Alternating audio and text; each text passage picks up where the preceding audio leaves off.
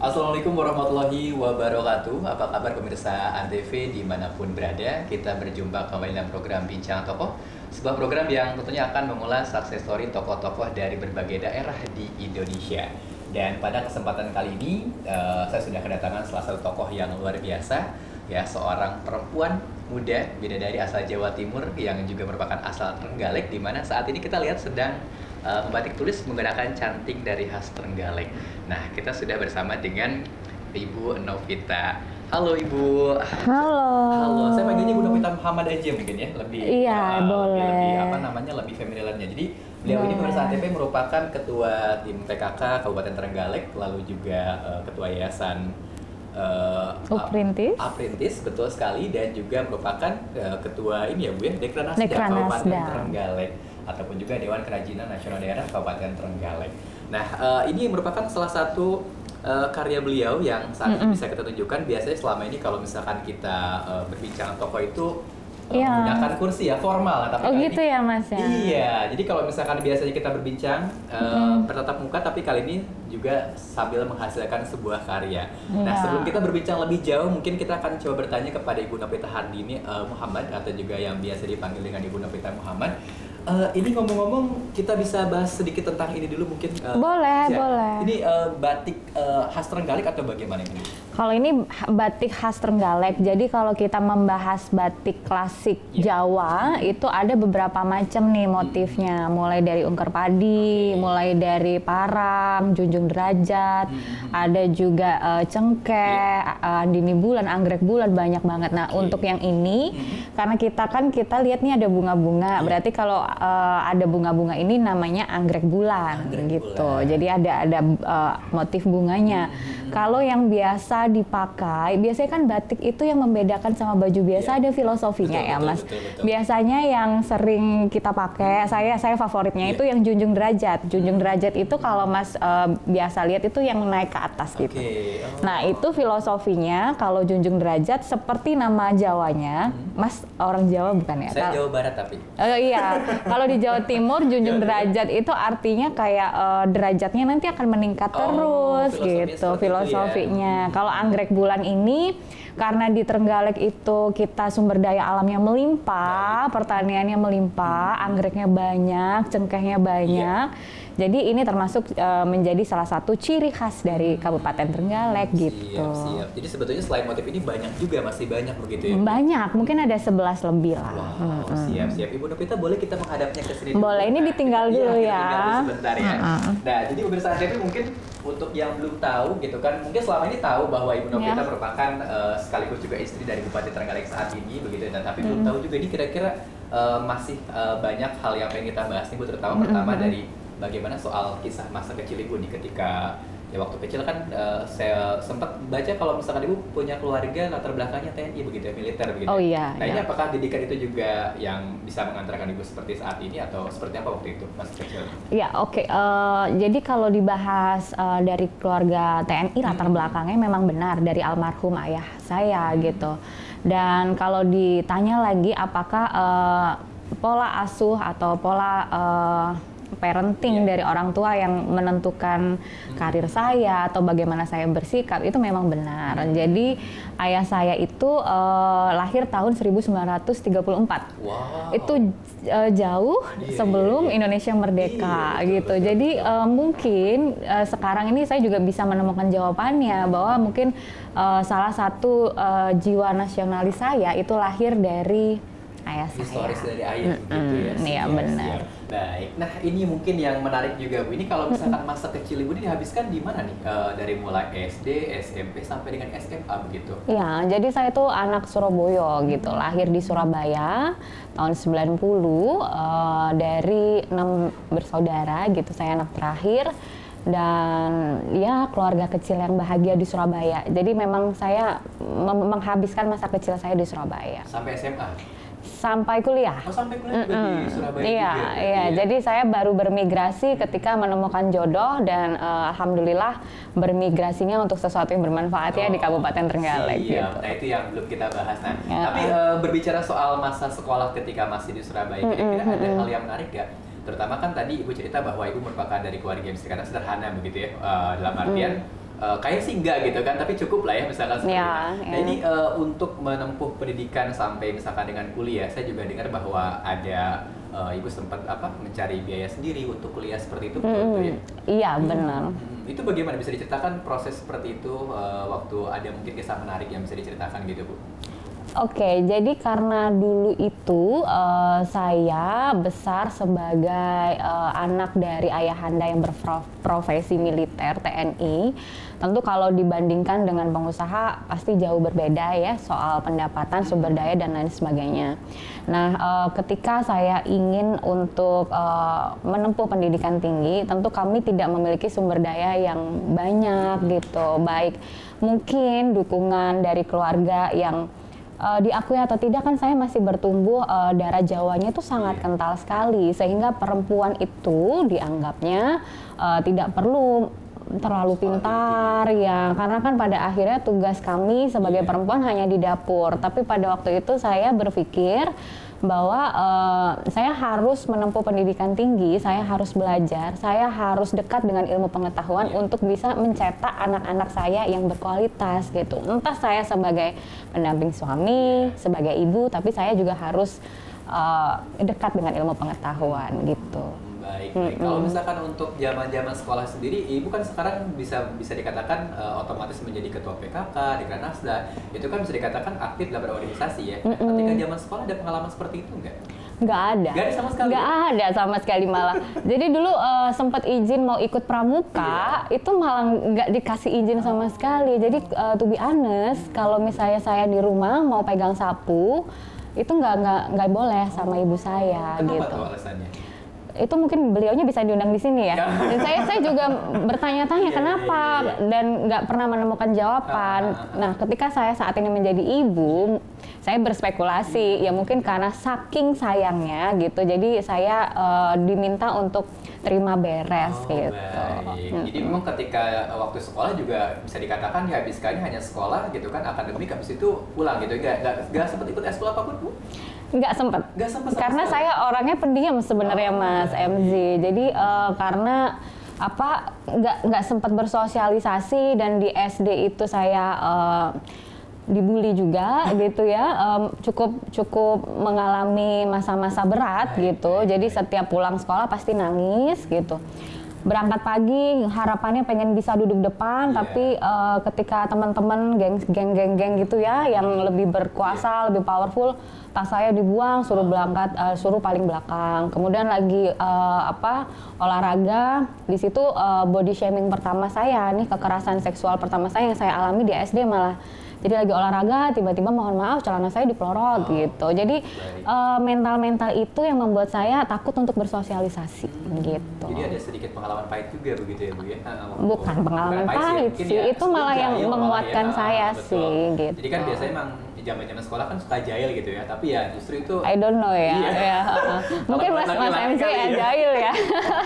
Enggak, tapi akhirnya itu yang ngebuat ibu jadi agak sedikit males gitu untuk bersosialisasi seperti itu ya. Iya, takut ya. Jadi takut dibully, takut direndahkan, takut dilecehkan gitu. Jadi setiap pulang sekolah selalu nangis. Tapi nangisnya itu saya nggak pernah membenci teman-teman saya yang membuli, tapi ya saya selalu berdoa, ya Allah maafkan teman-teman saya karena saya yakin mereka nggak ngerti bahwa yang mereka lakukan berdosa. Gitu. Itu berarti salah satu cara menghadapinya begitu. Cara saya merespon masalah gitu. Jadi alhamdulillah nggak ada benci. Nggak ada benci seperti itu. Kira-kira ada kisah menarik lagi yang bisa diceritakan ketika masih masa sekolah begitu, terutama dari hal ya pergaulan begitu. Apakah benar-benar pendiam? Iya, saking pendiamnya mungkin suka bolos ya. Jadi bolos, ya? Iya kan dulu sekolahnya sekolah Islam, jadi pelajaran yang kami dapat tentu lebih banyak dari sekolah umum biasanya, hafalan surat, hafalan Al-Quran, dan sometimes mungkin pada waktu itu karena kondisi sekolah SD saya itu belum terlalu kondusif sehingga semangat belajar saya turun. Jadi untuk menghindari itu saya memang berangkat sekolah bersepeda waktu itu, tapi nggak datang ke sekolah, sepedaan aja keliling komplek. Tapi one day ibu saya tahu, akhirnya dipukul. Oke, ternyata ternyata ada juga ya, mengalami juga masa-masa seperti itu ya, masa-masa Iya, gitu ya. masih ada jahilnya. Baik, dan pemirsa TV jangan kemana-mana, nanti kita akan kembali tentunya setelah pariwara berikut ini, tetap di Bincang Tokoh.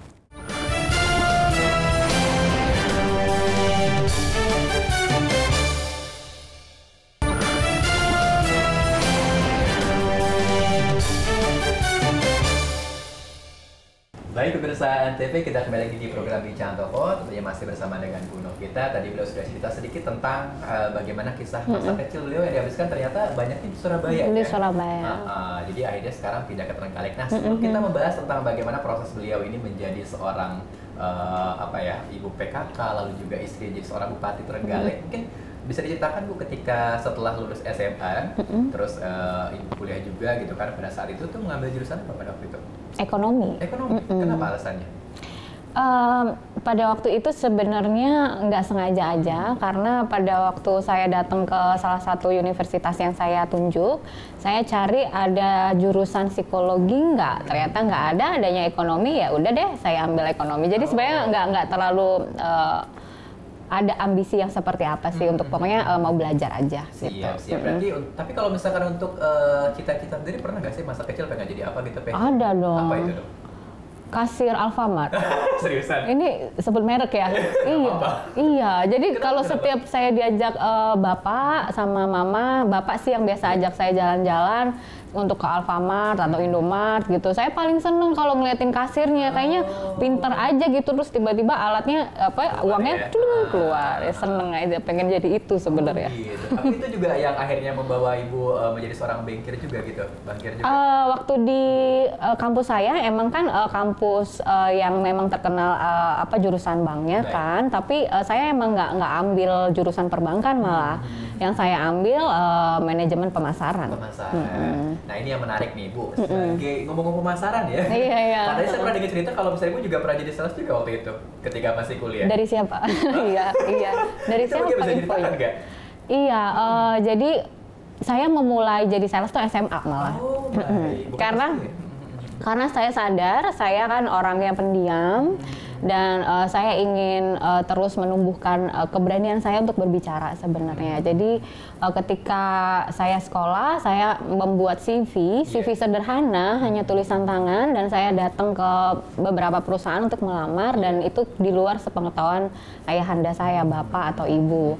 Nah, ini kenapa saya harus apply ini, karena memang dari SMA saya ingin sekali untuk bisa kuliah tanpa menyusahkan kedua orang tua, karena pada saat itu ekonomi kita lagi susah, Mas MZ. Jadi saya setiap hari kalau bisa dibilang saya makannya cuma nasi sama kecap. Jadi untuk lauk itu bisa cuma kerupuk aja gitu.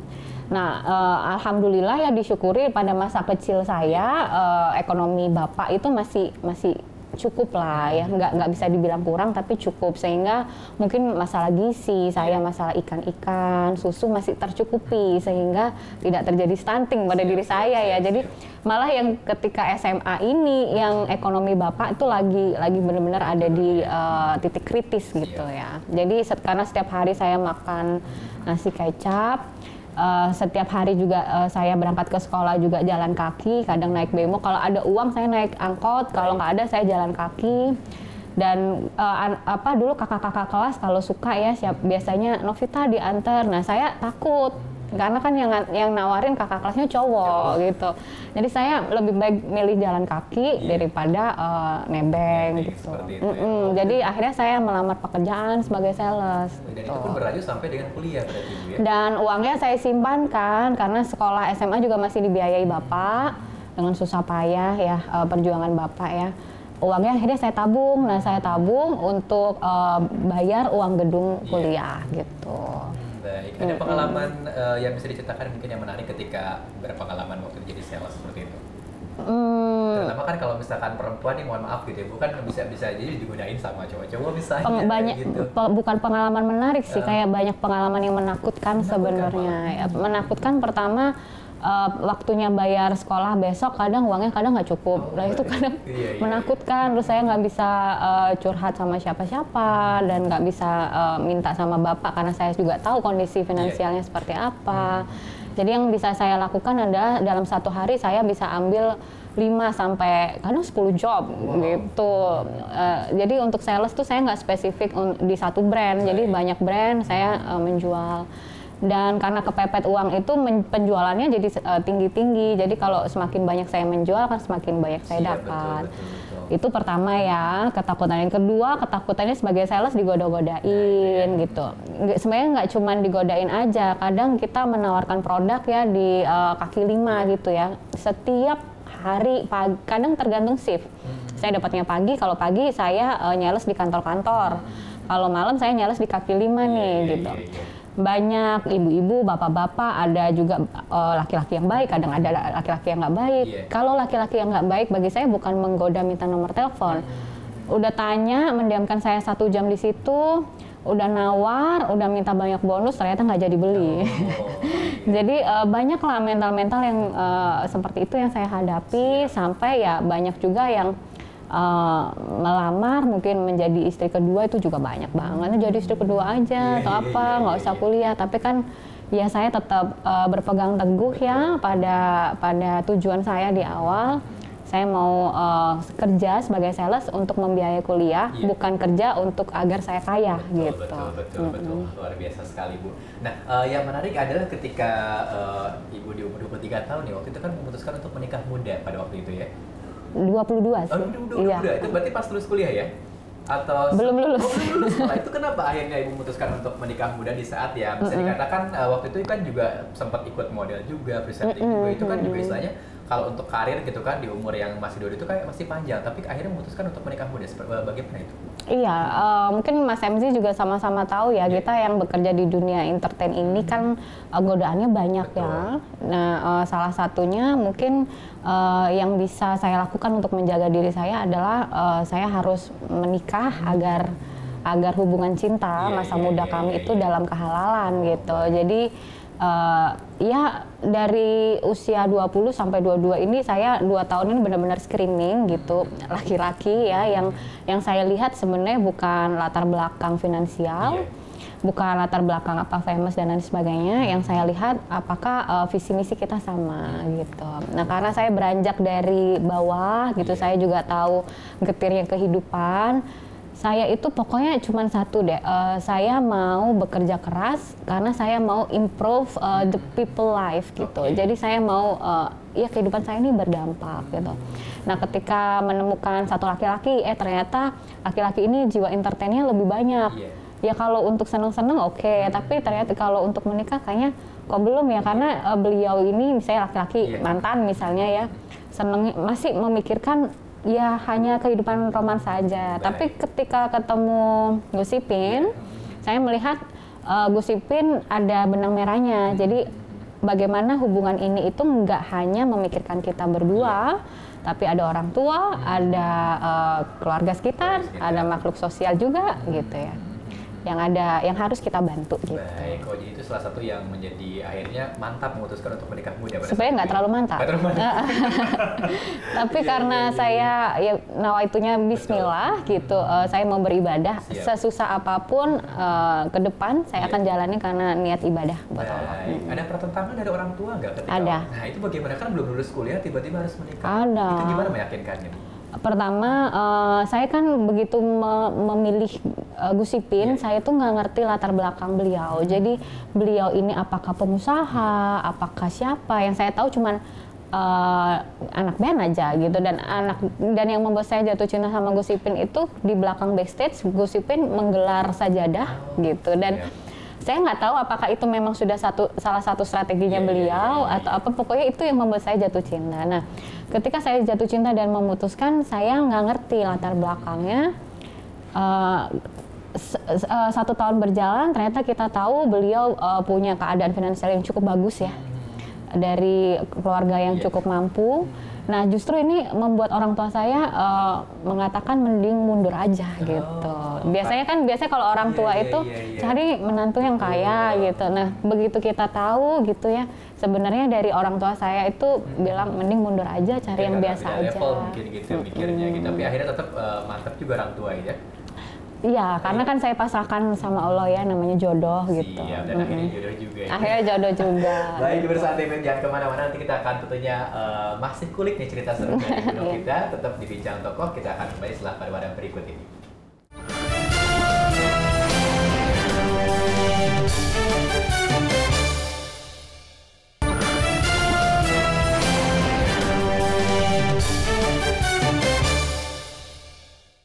Baik pemirsa ANTV, kita kembali lagi di program Bincang Tokoh, masih bersama dengan Bu Novita. Tadi beliau sudah cerita tentang, bisa dikatakan pahit getirnya masa-masa kuliah ya Bu ya. Masa kuliah, terus juga cerita tentang bagaimana akhirnya memutuskan menikah muda di usia yang masih 22 tahun pada saat itu. Nah Bu, pada saat itu kan mungkin belum terpikir ya ketika menikah dengan Mas Ipin. Saya bilang mungkin Mas Ipin juga kali ya, karena masih muda juga. Belum terpikir bahwa Mas Ipin akan menjadi seorang pejabat seperti saat ini. Nah kira-kira ketika setahun Ibu menikah kan Mas Ipin menyalurkan diri jadi wakil bupati dan terpilih. Ini bagaimana? Katakanlah Ibu yang tadinya belum siap, ya kan, biasa kehidupan mungkin biasa, tiba-tiba harus menjadi seorang istri pejabat. Itu bagaimana waktu itu? Shock culture ya pertama, karena bermigrasi dari kota besar ke Kabupaten Trenggalek gitu, itu pertama. Kedua, shock terhadap ini ya, kalau kita ngomongin masalah relationship, kita memilih untuk menikahi atau bersedia dinikahi oleh seorang laki-laki yang kita cintai, dan kemudian di sana kita sadar bahwa kita rela untuk tidak menjadi prioritas gitu, karena prioritasnya bukan hanya ada keluarga besar, tapi ternyata prioritasnya kan untuk masyarakat. Dan perasaan ini yang belum disiapkan dari waktu yang cukup ya, dari beberapa tahun ke belakang, karena pernikahan kita masih 1 tahun yang harusnya masih anget-angetnya, karena kita nggak pacaran Mas MZ, jadi harusnya waktu mengenal ini ada di 5 tahun pertama, tapi sudah terbagi ternyata sama masyarakat. Itu rasanya ya cukup adaptasi yang cukup menantang gitu. Siap. Nah, berarti bisa dikatakan masih agak shock culture tadi ya? Shock culture. Nah, tapi ketika pertama kali pindah ke Trenggalek, apa yang Ibu rasakan dengan suasana Trenggalek pada saat itu? Pertama,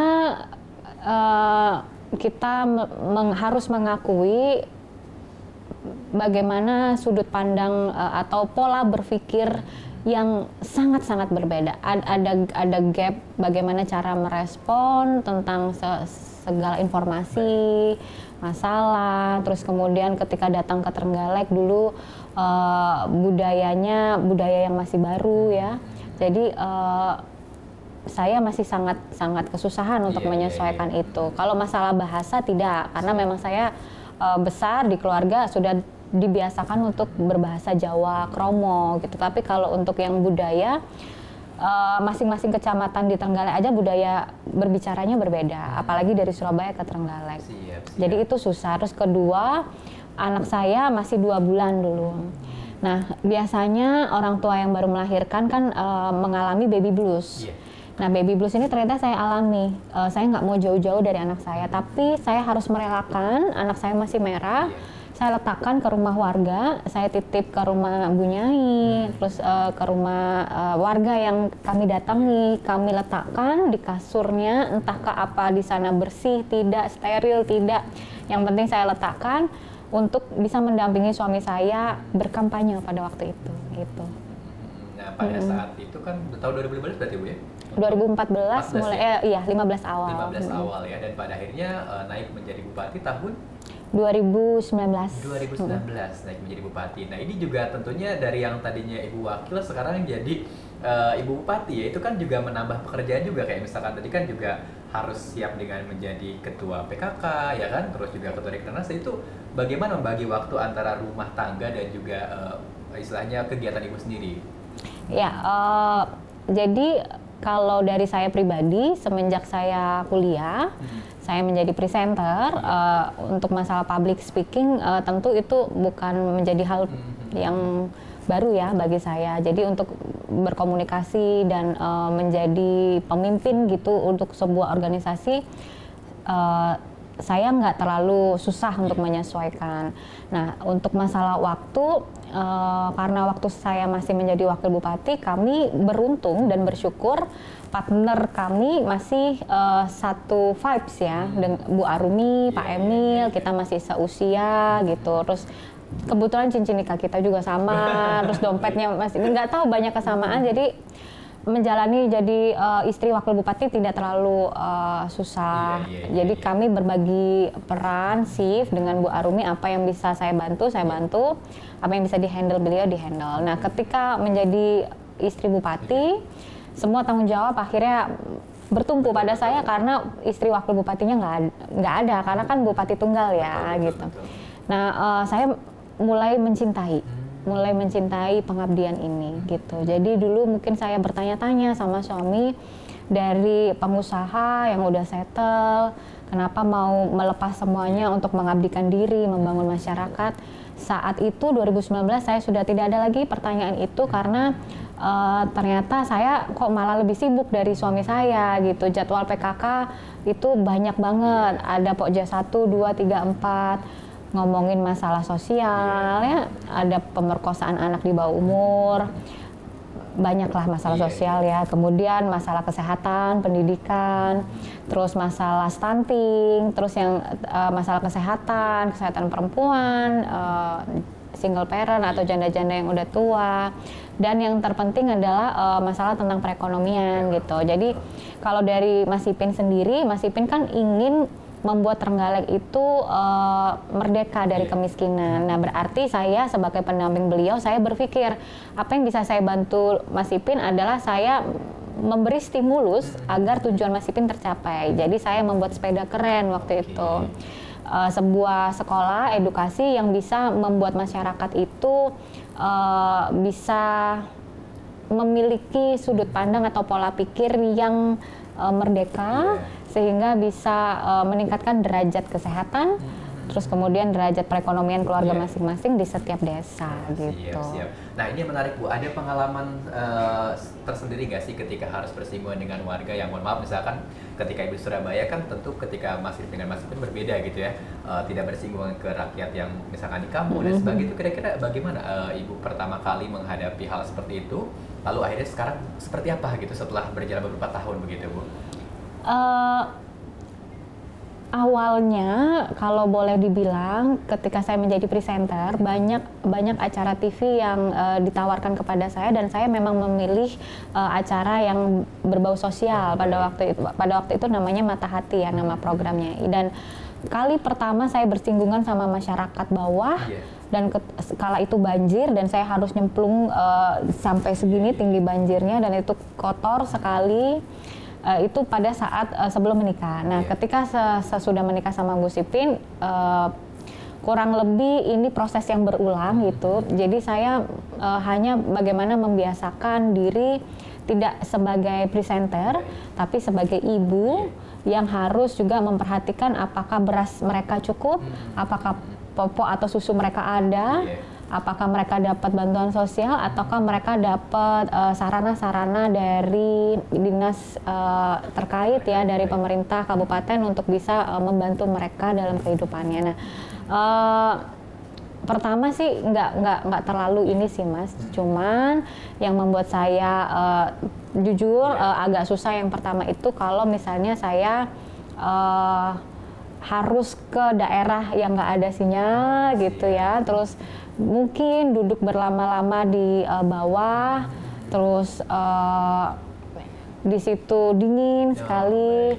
Itu mungkin kalau kita angan-angan terlihat sesuatu yang menyeramkan, tapi ternyata ketika saya jalanin itu berbaur dengan masyarakat, saya menemukan kebahagiaan loh di situ gitu. Baik. Iya. Ada cerita mengharukan nggak Bu, mungkin dengan salah satu warga yang Ibu temui gitu kan? Misalnya gitu kan, selama ini kan rata-rata kalau kita melihat daerah Ibu PKK-nya itu kan biasanya, mohon maaf, misalnya lebih berumur, tiba-tiba sekarang melihat Ibu yang lebih muda misalkan, itu kira-kira bagaimana respon masyarakat, atau ada cerita mengharukan nggak yang bisa Ibu ceritakan? Jadi saya itu sering kali mengatakan ya kepada jajaran dinas atau jajaran pemerintah Kabupaten Trenggalek, banyak sekali laporan yang saya terima terkait kasus pemerkosaan misalnya kepada anak, kemudian kekerasan pada perempuan, kemudian bagaimana perempuan itu tidak bisa mendapatkan hak-hak yang setara, dan itu harus saya compare pada masa lalu saya gitu, yang memang sebagai perempuan Jawa kita nggak bisa ngomong bahwa itu tidak baik, tapi ini bagian dari budaya. Nah, ini yang kadang tidak menguntungkan bagi perempuan. Nah, seringkali ketika saya mendengarkan laporan itu dan saya datang, misalnya ada anak yang dibuang gitu, ada korban anak yang diperkosa oleh ayah kandungnya sendiri, sampai anaknya itu malah ketagihan gitu.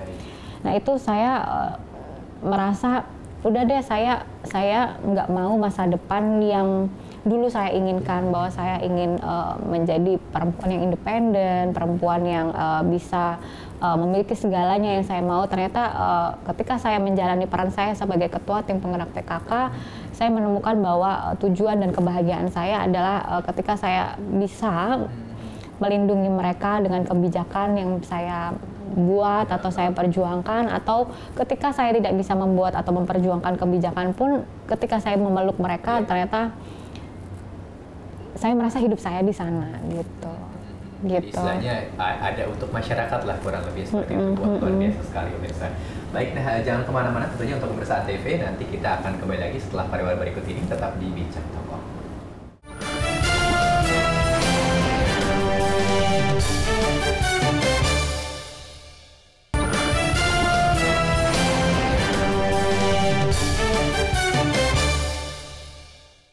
Baik, pemirsa TV, kita kembali lagi di program Bincang Tokoh, masih bersama dengan Bu Novita. Tadi beliau sudah cerita tentang bagaimana lika-liku ya kehidupan menjadi seorang istri pejabat, yang bisa dikatakan dari yang tadinya nggak membayangkan sama sekali, Bu ya?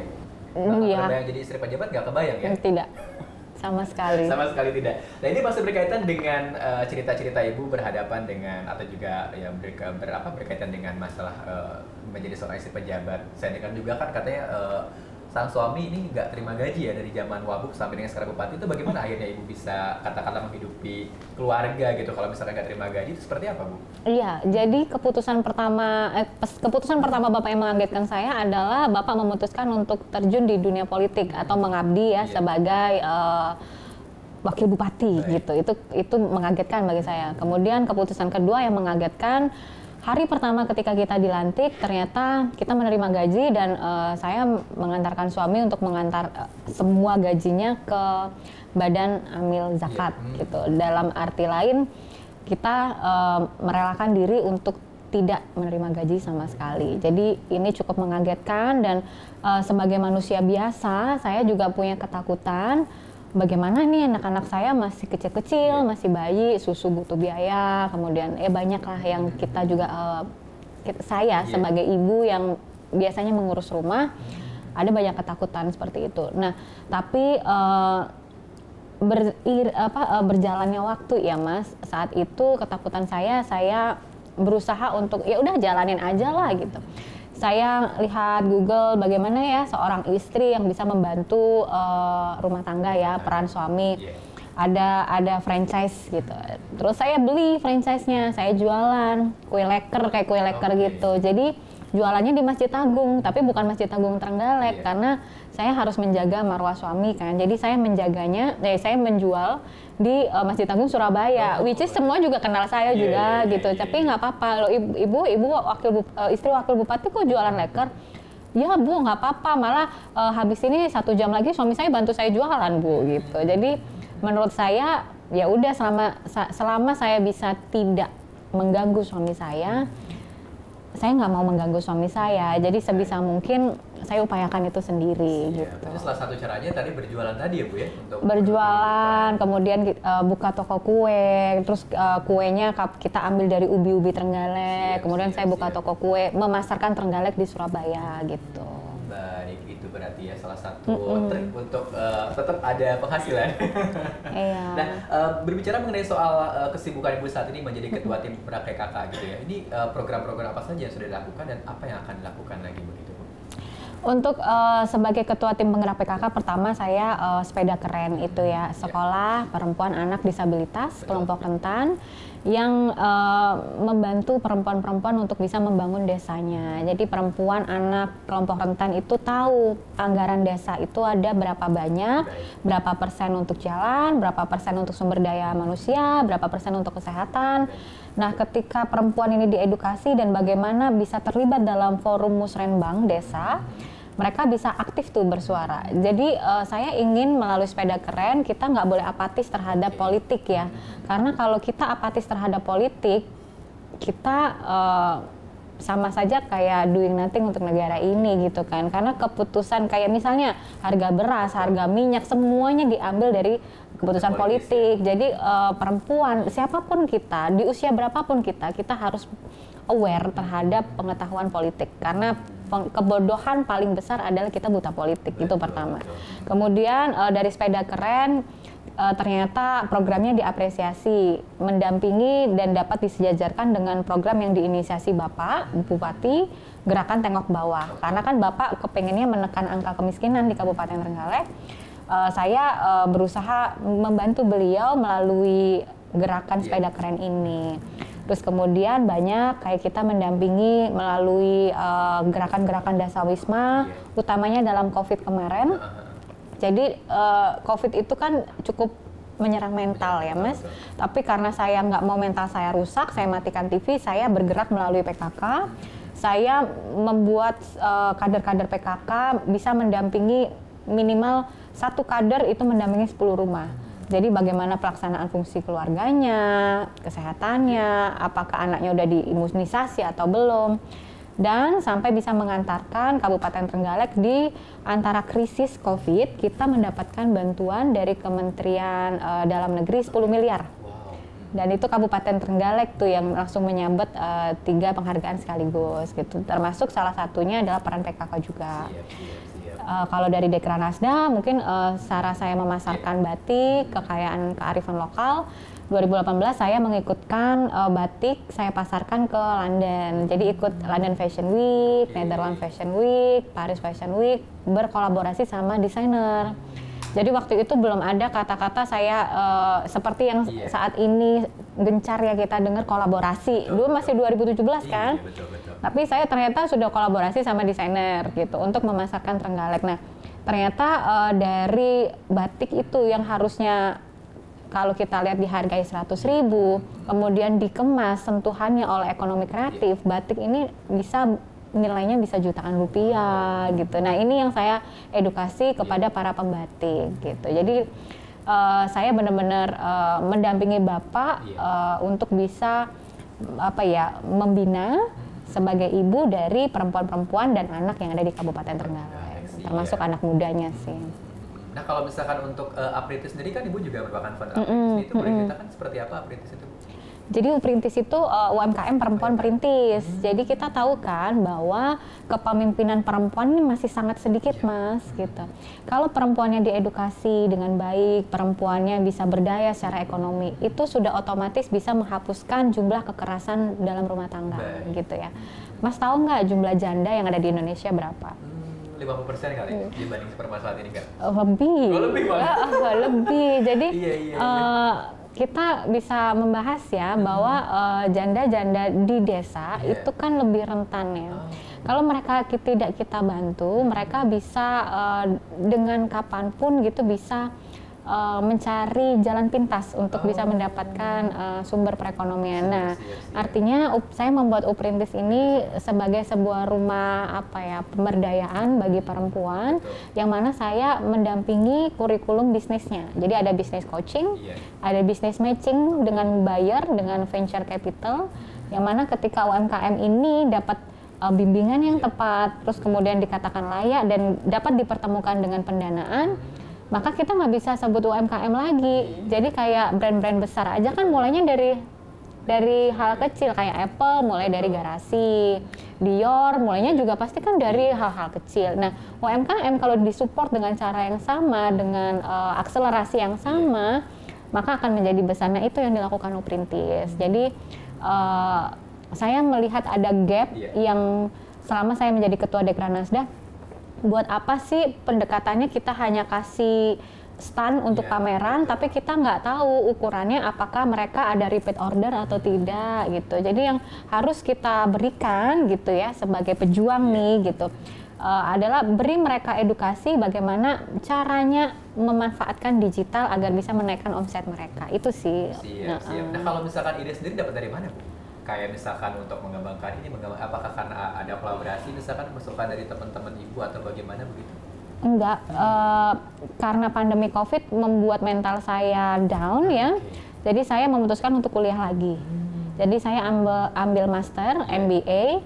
Kemudian saat saya ikut kuliah online di sana saya mungkin ya timbul gitu ya jiwa kritis atau pemikiran kritis. Oh, kok kayaknya ini belum diberikan nih sama siapapun gitu ya. Dan ini yang harus saya perjuangkan gitu.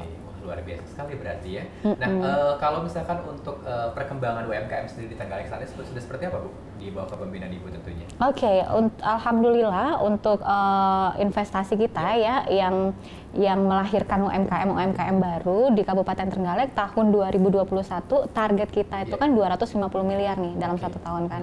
Kita menargetkan pertumbuhan UMKM di Kabupaten Trenggalek 1 tahun bisa di angka 250 miliar. Nah, ternyata di akhir tahun 2021 melebihi target di angka 292 miliar. Gitu. Nah, itu sama halnya dalam 1 tahun 2020 waktu kita kampanye 2019 kita pendapatan investasi 9 miliar. 2020 akhir pendapatan investasi kita 30 miliar. Nah, 2021 bisa ke angka 292 miliar. Dan ini 2022 masih di semester pertama, target kita 300 miliar. Semester pertama ini kita udah ada di angka 190 miliar. Jadi insya Allah scaling up-nya selalu meningkat. Padahal pada saat tahun kemarin juga posisi masih pandemi ya padahal, Bu ya? Oh, pandemi menjadi berkah buat kita, malah menjadi berkah. Bernama karena Kabupaten Trenggalek, sektor pertaniannya sangat luas ya. Jadi sebenarnya dengan naiknya harga makanan, terus mungkin banyak PHK, itu sebenarnya tidak terlalu berpengaruh karena kalaupun kita tidak punya pekerjaan, tapi kita bisa makan. Karena kan pertanian ya luas gitu. Jadi saya sebagai Ketua Dekranasda membantu ya untuk mengedukasi warga saya, masyarakat saya. Kalau mau kita menghadapi krisis, caranya cuma satu, belanja produk lokal gitu. Kalau cari uangnya di Trenggalek, jangan habiskan di luar Trenggalek agar ekosistem uang ini itu berjalan baik gitu ya, dan ini menjadi obat bagi krisis. Maka kalau bisa perputaran uang itu harus ada terus di Trenggalek gitu. Itu salah satu yang luar biasa sekali ya. Pantes kalau misalkan kemarin Ibu dapat penghargaan juga The Woman of the Year ya. Enggak, iya. 2021 ya? Iya, baik, benar. Baik sekali bersama TV. Nah, jadi kemana-mana kita masih ada satu segmen terakhir tentunya untuk membahas tentang success story Bu Novita ini. Kita akan kembali setelah pada berikut ini tetap di Bincang Tokoh.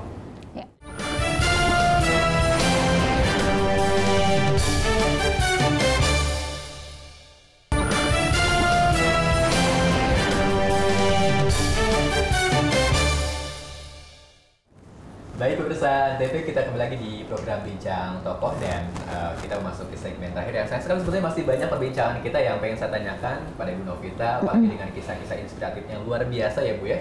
Nah ngomong-ngomong dari tadi Ibu membicarakan soal peran perempuan, lalu actionnya Ibu, ide-idenya itu kira-kira ada nggak sih sosok yang katakanlah mengilhami Ibu, terutama sosok perempuan gitu yang akhirnya Ibu punya ide seperti ini, semangat seperti ini, begitu kira-kira Bu? Ada pasti. Yang pertama kalau diruntut dari saya kecil itu sosok Ibu Sri Mulyani ya. Itu yang mengilhami saya. Oh berarti sebagai seorang perempuan itu selain fungsi sebagai ibu juga menjalankan tanggung jawab yang besar juga. Nah kemudian kedua ada Ibu Megawati Soekarno Putri karena beliau saya lihat benar-benar memperjuangkan nilai-nilai dari sosok yang juga saya kagumi ya, Bapak Presiden Soekarno, Bapak Presiden pertama kita, di mana beliau itu berjuang untuk menjunjung tinggi ekonomi kerakyatan. Jadi bagi saya untuk bisa mensejahterakan masyarakat, kita hanya fokus satu aja sih, bagaimana masyarakatnya itu sejahtera dengan ekonomi kerakyatan. Jadi UMKM adalah pundak apa ya, pundak atau denyut nadi jantungnya ekonomi kita. Nah, ini yang harus kita dampingi ketika ekonomi atau jantungnya ada letaknya di UMKM. Ketika UMKM-nya bertumbuh,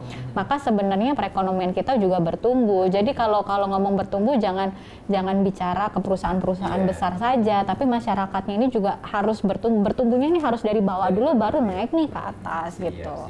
Nah, ngomong-ngomong soal UMKM, Bu, kan Ibu juga tentunya ada misi merayu Trenggalek Fashion Show ya, gitu, dalam hal membangkitkan ekonomi sama juga menciptakan lapangan kerja itu seberapa signifikan, Bu, tentunya terhadap ya pembangkitan ekonomi maupun juga penciptaan lapangan kerja di Trenggalek seperti itu?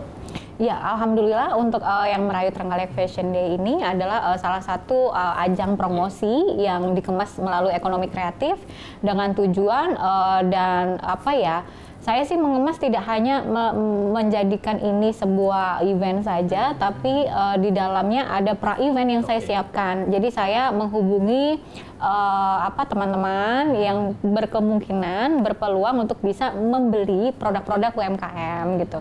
Ketika mereka membeli, nanti one day mereka mengenakan, mereka juga promosi. Nah, ketika mereka membeli, kasnya masuk nih membantu teman-teman UMKM, dan di sana nanti ada business matching juga. Jadi ada produk-produk kita seperti minyak atsiri, dan kemudian ada teman-teman nih dari CEO Indonesia yang mungkin memiliki perusahaan-perusahaan yang bisa mengadopsi salah satu produk UMKM kita kawin di situ. Jadi kalau untuk menumbuhkan UMKM kan tidak hanya caranya jadi single fighter, kita bisa berkolaborasi melalui business matching gitu. Wah, itu dia, mantap sekali ya. Nah, berbicara mengenai soal Ibu ini kan lagi di Jakarta, kebetulan saya ini lagi di Jakarta.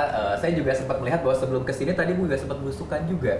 Itu juga apakah dalam rangka mempromosikan batik juga atau dalam rangka apa? Iya, jadi sebelum tahun ini sebenarnya Kabupaten Trenggalek kita udah memasarkan batik Trenggalek ini di Sarinah gitu. Nah, untuk Tanah Abang saya mencoba market lain untuk bisa meletakkan batik Trenggalek ini dijual nih di toko-toko yang ada di pasar Tanah Abang, karena kita tahu ya bahwa pasar Tanah Abang itu terbesar ya. Betul. Tekstil terbesar se-Asia Tenggara. Jadi ya, sebagai Ketua Dekranasda saya punya cita-cita agar pembatik-pembatik saya gitu ya, pelaku-pelaku UMKM yang ada di Kabupaten Trenggalek ini bisa makin kenceng repeat ordernya gitu. Siap. Nah, ini tadi gimana Bu, belusukan ke pasar rame? Ordernya? Rame sih, rame, banyak yang minta foto gitu. Terus ya ada beberapa yang bilang ya lucu-lucu ya, tapi ya seru. Kayak jadi artis deh mungkin gitu kali ya Bu ya? Enggak sih, enggak ada ngomong gitu. Cuman ngomong lebih cantik aslinya. Lebih cantik aslinya sih. Emang iya lebih cantik aslinya menurut saya. Mungkin kalau kayaknya ya biasanya kan kalau lihat di TV kan tergantung make up gitu ya, atau misalkan lighting segala macam. Tapi biasanya kalau lihat asli biasa lebih cantik katanya. Oh iya, amin. Nah, itu. Nah, ngomong-ngomong soal perempuan nih Bu, tentunya hal apa lagi yang sumbangsi pemikiran Ibu yang kira-kira masih menjadi cita-cita nih untuk pemberdayaan perempuan, khususnya misalkan di Trenggalek dan umumnya di Indonesia?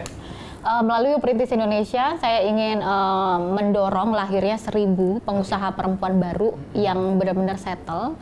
Dan dari 1.000 pengusaha baru ini, ekosistem yang bagus ya dipersiapkan, ini bisa menopang UMKM di setiap daerah nih di Indonesia. Jadi 1.000 UMKM perempuan ini kita akan berkolaborasi dengan jajaran Kementerian Koperasi dan UKM Republik Indonesia untuk memberikan literasi, pendampingan digital, pendampingan modal ya, venture capital, kemudian bisnis matching juga, dan penyaluran produk UMKM ke global. Nah, ini saya menyiapkan untuk fondasi-fondasi agar UMKM ini bisa buka toko ya sama kayak pasar Tanah Abang. Saya juga udah belusukan nih di Amerika melalui online di beberapa pasar Amerika, Eropa untuk bisa memasarkan produk-produk Trenggalek atau produk-produk yang kami bina dari 1.000 perempuan ini. Gitu. Mantap sekali. Sepertinya kesibukannya luar biasa ya Bu ya?